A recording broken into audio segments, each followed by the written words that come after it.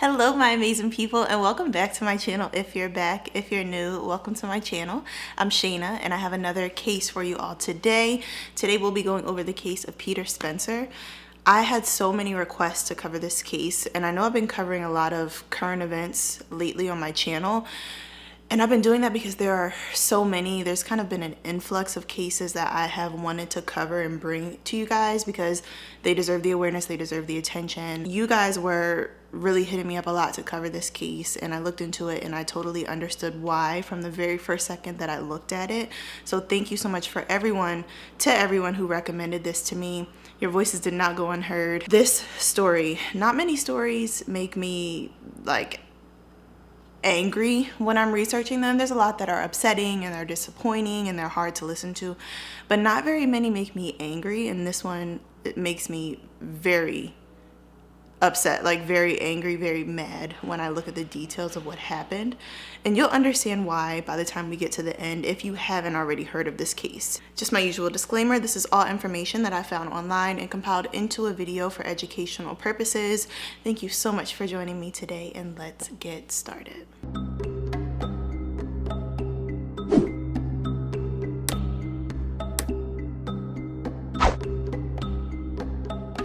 Peter Bernardo Spencer was a 29-year-old man living in Pittsburgh, Pennsylvania at the time that this case took place in December of 2021.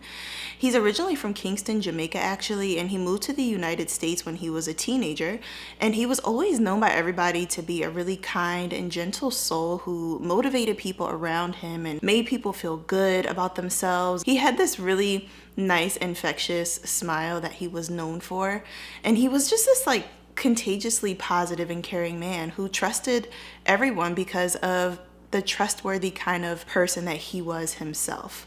He was known to surround himself with people who worked hard and had goals because he knew that his inner circle was an extension of himself, and he was a very hard worker and very dedicated to everything he put his mind to.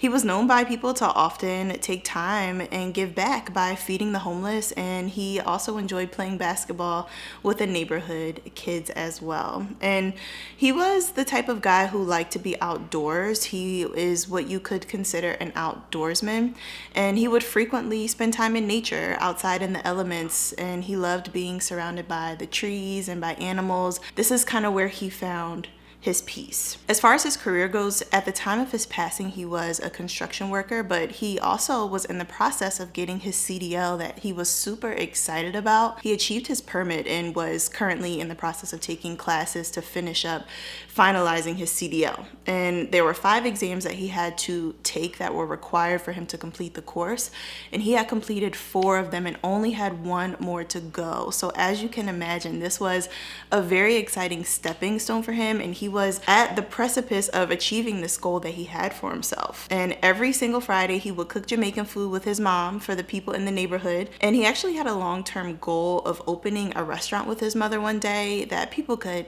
come together, share good food, laugh, make memories. This is one of the many things that he enjoyed doing. And the relationship with his mom was incredible. He adored her so much, and vice versa. He would never leave his mother's presence without giving her a huge hug, squeezing her tight, and telling her that he loved her.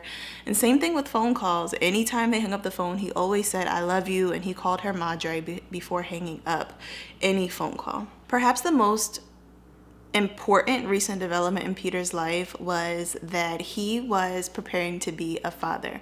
He was in love with a woman named Carmela King, who he actually was engaged to marry, and the two of them found out in 2021 that they would be expecting a little one. So he was so excited to become a husband and a father and take this next step in his personal life, and at the same time he had so much going for him in his professional life and his career, and there was just so much for him to look forward to, and that was like the silver lining of his life in current day before this tragedy took place. Now, Peter had a good friend named Nathan who he was known to hang out with on a semi-regular basis. They actually had worked together at a job that Peter had previously, and stayed in contact after he left this job. And Nathan had met Carmela. He had met Peter's family, been around his mom, like when they were cooking on Fridays, and Peter was pretty comfortable with him. They would normally hang out at his mom's house, at Nathan's mother's house, and Carmela would often drop Peter off when he was planning to hang out with him. But in December, on December 11th, Peter got a Snapchat from Nathan letting him know that they were gonna kind of be switching up the plan a little bit, and Nathan was having this outdoor camping trip with drinks and a few other friends at a property out in Emlenton, Pennsylvania, which is about 2 hours outside of Pittsburgh, where Peter and Carmela lived. Now, this place is off the grid. It's pretty far from the main towns, and I'll put a map here so you can see. It's a very rural area, and there is like a condensed area of the town, but specifically where he was inviting Peter to come was along the Allegheny River, and it was along a bike trail. And the actual property itself was just a small house and a garage, and from what I can tell, there aren't really many neighbors nearby, so it's a pretty remote area. And this camping trip might seem out of the ordinary for a lot of us, but Peter was, like I told you, an outdoorsman. He liked being in nature, so the idea of hanging out with some friends in the elements with a couple drinks didn't seem like an awful idea to him. And I don't know for sure if Peter drank or not, so don't hold me to that, but there was alcohol on the scene. So Carmela is thinking to herself as she's driving Peter out there, okay, this place is really off the grid, literally. So it's so remote that the actual address itself is on a street called, or a road, a back road called Carl's Road, and it's so remote that it doesn't show up on any GPS server. So if you type this address into Google Maps or onto Apple Maps or onto Waze, whatever GPS server that you decide to use, it actually doesn't even show up. So you have to go by verbal directions to find this address. And Carmela's like, okay, this is weird. I'm not feeling too hot about this, but if Peter really wants to go, fine, I'll drop him off. But she knew that she had Peter's location on her phone that she could look at just to make sure he was safe. And she was planning just to text him throughout the night just to touch base with him. So she dropped him off around 9 p.m. on December 11th. And when she dropped him off, they said goodbye, and she started to make her way back home. And Peter was now on the site with his previous coworker and a few other males. And before I continue, just to show you again on the map, I'm going to kind of zoom in the area that I believe that the property is most likely in, just to give you some sort of perspective of what this area would be like. So it is pretty far out there, you guys. There's really not much happening in this area as far as businesses, establishments, and nearby neighbors go. Okay, I do want to really set the scene for you here. But after Carmela started heading back home, she was sending texts, but she noticed that she couldn't see Peter's location on the phone anymore. So he was out so far that the service that he had that could ping his phone on Find My iPhone app or a similar app like Google Map GPS, she could no longer see his location at all. So this made her feel really uneasy. And I know, I'm big on safety. So anytime there's even the slightest inclination that safety could be at risk or there could be something wrong in a situation, I tend to think the worst and kind of worry a lot. So I can only imagine what Carmela was thinking when she realized she couldn't see his location, but she was still texting him. And she noticed that the text messages between the two of them started to slow down over the evening. They weren't coming in as frequently. And then suddenly they stopped. And she's like, that's not normal. He's still out there. It's the middle of the night. For him to not be texting me back, I'm not comfortable with that. So she actually decided to get back in her car and make the 2-hour drive all the way back out to Emlenton, because she just had this gut feeling that something was off here, and she wanted to make sure that Peter was okay. So when she pulls back up to the location, to this remote address, she actually sees that there are trooper vehicles parked around the property, and as she gets closer, she sees that there's yellow tape around someone laying on the ground. As she gets closer, her worst nightmare comes true when she realized that the person laying on the ground with no breath in their body was her fiance, Peter Bernardo Spencer. She learned that police had responded to a call around 2:30 a.m. that night. It was about 2:20, and basically police responded to the call that somebody had been shot. And Peter actually had 9 shot wounds. Okay, he had 9 altogether, which is a lot. You know, they discovered multiple firearms on the scene. They discovered and confiscated ballistic evidence. They also discovered alcohol, like I told you, and controlled substances were also on the property as well. Now, there were 4 white individuals that were on the scene that police detained and questioned, and the primary suspect was a 25-year-old male who actually admitted to shooting Peter. But the story that he told police was that there was some sort of altercation that took place. Peter was the aggressor, and he shot Peter in self-defense 9 times. We're going to talk about that. After a short questioning of less than an hour, you guys, police released them. There were no arrests. There were no charges filed. There was no nothing. Everyone was free to go home except, of course, Peter. Peter was not able to go home to his family that night, but everybody who was on the scene, the 4 individuals that were there, were able to go home to their warm beds that night. But there was an autopsy ordered for just 2 days later, so it was looking like there was going to be movement pretty quickly. But it was still pretty upsetting and kind of an initial shock to the family that there was no arrest made, as you might imagine. The family was heartbroken. They were shocked. They were confused. His mother said that when she got the news, she just fell to the ground and cried out. Like, there was this just pain that came over her, and that's kind of how everybody felt. And it was mixed with this shock and this disbelief in the story because of the type of person that Peter was. He was never the aggressor in any kind of tumultuous situation. He was always a friendly and go with the flow type of person who was kind. He avoided problems when he could. He stayed far away from trouble, and that's how he preferred things to be. He was that person who was always smiling in the room and trying to keep the peace with everyone. So the family was just like, this story of self-defense just doesn't sit right with us. It doesn't, in our gut, it just doesn't feel to be correct. And the family also noticed that they were having trouble getting information from police. They were, Carmela, the mother, the father, Peter's brother, they were all trying to get information, and police really weren't telling them much of anything that was helpful. And it was very obvious to them that getting information and staying in the loop of things was going to be hard at best and impossible at worst. So they actually decided to get themselves an attorney named Paul Jubis to represent them. And pretty much what they really wanted was, first and foremost, they wanted clarity on what happened. They wanted to know why nobody was in custody for the incident.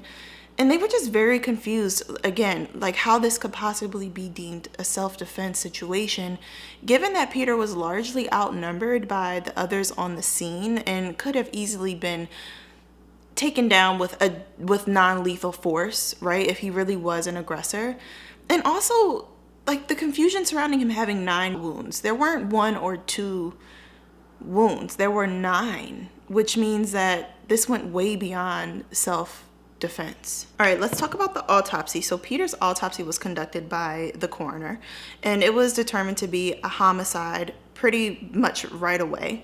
And the coroner determined that Peter has sustained a series of shot wounds, like we know, specifically 1 to his mouth, 2 around and above the buttocks, and 6 to the abdomen and chest area. That was the initial finding by the coroner.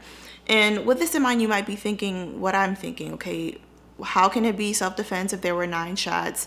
And if he was the aggressor, how could he have 2 shots enter his body from the rear, from behind? Those 2 shots from the coroner's report would indicate that Peter was fleeing for at least 2 of the shots, and that pretty much throws self-defense out the window. This theme of self-defense is gonna be something that we talk about pretty much for the rest of this video, because there are a couple things that just make it seem extremely unlikely. And given that, you know, the initial coroner's report stated that at least 2 of the shots entered his body from behind, that right there alone throws self-defense out the window, because if someone is fleeing, that means that you do not have to defend yourself against them. Peter's family made the smart decision of hiring their own medical examiner, Dr. Cyril Wecht. He is a very well-known medical examiner. He's done many interviews. He's a very outspoken doctor. And before he actually got to analyze Peter's body, he saw photos that the coroner had taken. So the coroner did their autopsy and they sent these photos to Peter's attorney, Dr. Wecht, and Peter's family. And Dr. Wecht and the attorney, just from the photos alone, felt like more of the wounds had entered through Peter's back than the coroner's report stated. So remember, according to the coroner, 2 had entered through his lower back and buttock region, and the rest had entered through the front, his mouth and his chest and his abdomen. But what Dr. Wecht was seeing in his professional opinion was that up to 7 actually entered through the back, and that the vast majority of them entered through the back, not the front. But of course, the photos alone wouldn't be sufficient for a full autopsy. So Dr. Wecht was able to analyze Peter's remains on January 3rd, which was after Peter's funeral. Now follow me here. When a body is being processed for a funeral, when a funeral home is doing the process of preserving remains for a funeral service before a burial, there are processes that take place that can kind of destroy forensic evidence that may remain on the body of someone who has wounds. So Dr. Wecht did the autopsy, and in his professional opinion, he still felt that most of the shots entered through the back. But in order for him to make the final conclusion beyond a shadow of a doubt, what he needed was the coroner's initial report, because that would give the full autopsy that the coroner did, and it would show any findings on the external parts of Peter's body. So it would help Dr. Wecht determine for certain, absolute 1000% certainty, that most of these shots actually did enter through his back like Dr. Wecht felt. And it would also paint a picture of the distance from which the shots were fired. So if a shot is close range, which means it's within 2 feet of the person, there will be residue usually left on the person who received the shots. Dr. Wecht was basically at a point where he was pretty sure, like, the coroner's initial findings of most of the shots entering through the front wasn't accurate, but he wanted to say beyond a shadow of a doubt, right? Because that's what you do when you're a professional. But he was finding it extremely difficult to get the coroner to send their initial full autopsy report. The coroner had no problem with handing over the photographs, had no problem with Peter's remains going to Dr. Wecht, but the actual report, Dr. Wecht couldn't get his hands on. And according to the family attorney, the transfer of this information, like sharing autopsy results, is not a far-fetched thing. It's not something that doesn't happen frequently. It's actually a very common practice. So for Dr. Wecht to have this much of an issue trying to get the information, it struck everyone as very odd. And there were multiple attempts. Multiple attempts to get this information. It wasn't like they just asked once and gave up. Dr. Wecht had been waiting for a while, and through the end of January, that still was the case. Reports have kind of slowed down on Peter's case since the end of January, but that was the latest update that I saw as far as the autopsy goes. But even with the lack of initial reports, Dr. Wecht could still tell basically, in his professional opinion, he's been doing this a long time, that the shots entered through the back, and he is quoted saying, quote, "My initial thought is that it is absurd to talk about self-defense with 9 shot wounds." So, that might be a little bit of a controversial statement for a medical examiner to make. Usually they're supposed to just report on the findings, but he has a good point. He has a great point. You can't say self-defense when someone has 9 shot wounds. But he also believes that the shots were most likely long-range shots, which means that they were fired from 2 or more feet away. Another factor that makes you question self-defense. If he had the coroner's full autopsy, he could say beyond a shadow of a doubt. But since they are not handing over that information, it pretty much leaves everybody in a position of, okay, well, we can't say for certain that Dr. Wecht is right, but is there a high likelihood that he's wrong? It doesn't seem like it. He's been doing this a really long time. So let's talk about self-defense, because different states have different laws, different regulations around what self-defense is even considered. In Pennsylvania, where this situation took place, you can claim self-defense if you're in a situation in which you are threatened with death, are kidnapping or serious bodily injury. For all of these scenarios, an aggressor has to be actively approaching you, actively pursuing you. The number of shots through Peter's back, based on what Dr. Wecht found, up to 7 shots through his back, indicates that he wasn't even facing whoever shot him. When the majority of the shots were discharged, he was facing his back to the shooter. So that rules out self-defense entirely. So what really happened that night? That's what everyone wants to know. What really happened that night? Because for Peter to be the type of person who is very calm, very collective, very cool, the type of person to walk away from a situation before he aggresses, that's number one. Number two, the number of shots. If this truly was an act of self-defense, you cannot justify shooting somebody 9 times and then for the coroner's report to completely contradict what Dr. Wecht believes that he is finding. That calls into question, okay, not only the number of shots being a concern, but also the fact that it appears that most of them probably actually entered through his back. That almost throws self-defense completely out of the window. So it's like, don't show me a cat and tell me it's an elephant. This isn't looking like self-defense to anyone with 2 eyes. 7 shots in the back, that leaves 2 scenarios. Peter was being pursued for at least part of the incident. So if he really was an aggressor, which I don't think he was, he pursued them and then he retreated and then he was being pursued, which again is not self-defense. Or option number 2, he was attacked and then continuously shot after he already fell to the ground. Both of which are horrid options. Whether Peter was the aggressor in the beginning of the incident, it still doesn't justify the amount of force that was used against him. Does that make sense? And we can still talk about the fact that there were 4 other healthy grown adults on the scene. And from what I can tell, I've seen different reports. I've seen that there were 3 men and 1 woman, but I've also seen that there were 4 men. Regardless, that's enough people to detain 1 person. And Peter wasn't this big burly guy. Like, he was a thin-statured man. So if he really was an aggressor in a situation, they could have easily just like wrapped their arms around him and stopped the fight. There is very little that you can say to justify the circumstances and the number of shots, okay? But I'm gonna carry on. Peter's family made the very painful decision to release his autopsy photos to the public in an effort to shine light on the discrepancies between the actual condition of his body and the report from the Venango County coroner. They wanted people to see that the coroner's report could not be substantiated in reality and that what Dr. Wecht was saying seemed to be accurate based on the photos. They wanted to show people that they were within reason to question the initial reports and that they were concerned that a cover-up could potentially be involved here. Something the family also really wanted was for the FBI and the DOJ to get involved, and they wanted help to provide some transparency to the case. I mean, one of the hardest things was simply getting their hands on information that they felt like they should have access to given the nature of what was happening. They were concerned that there were racial implications involved, given that there were 4 white individuals on the scene, and they felt like that alone could cause some mishandling in the case. And who could blame them?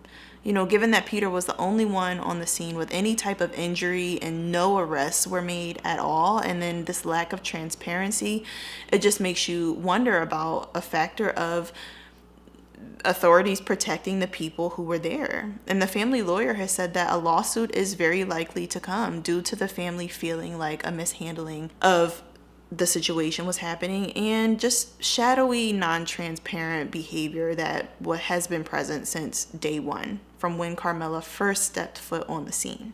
So we know reporters do a lot of legwork, and reporters were actually able to track down the home that the incident took place, even though it is impossible to find on a map. And they went out to the location and saw a couple things that grabbed their attention. One thing was a sign that showed a picture of a firearm and the quote, "We don't call 911." And another thing was a sign on the front door that said, "You're on camera, look up," with a camera, an actual camera pointing out of a 2nd-story window into the front yard of the house. So of course that begs the question, was this camera there and functional the day that Peter was shot?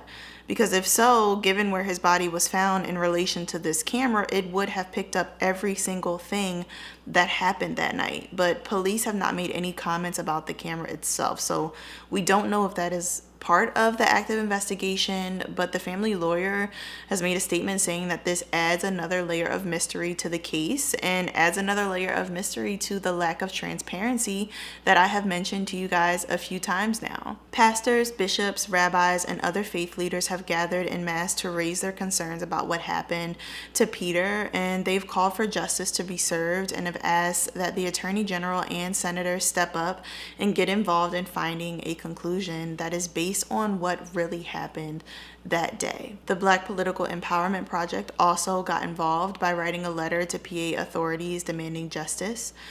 And on January 25th, the Venango County DA's office released a statement saying that they plan to conduct a full investigation and release information to Peter's family and the media within 4 to 6 weeks of January 25th. So we are still within that time frame. So it's basically, we're assuming that they are currently actively investigating this. They have asked for the public's patience, but as you may imagine, patience isn't a small ask when everyone has been waiting for a resolution since the second week of December. And in this situation, there's no real investigation required. And what I mean by that is they don't have to track down suspects. We already know who the suspect is. The autopsy is already done. Firearms don't need to still be found and confiscated. This case should have been opened and shut, and the lawyer has made that statement as well.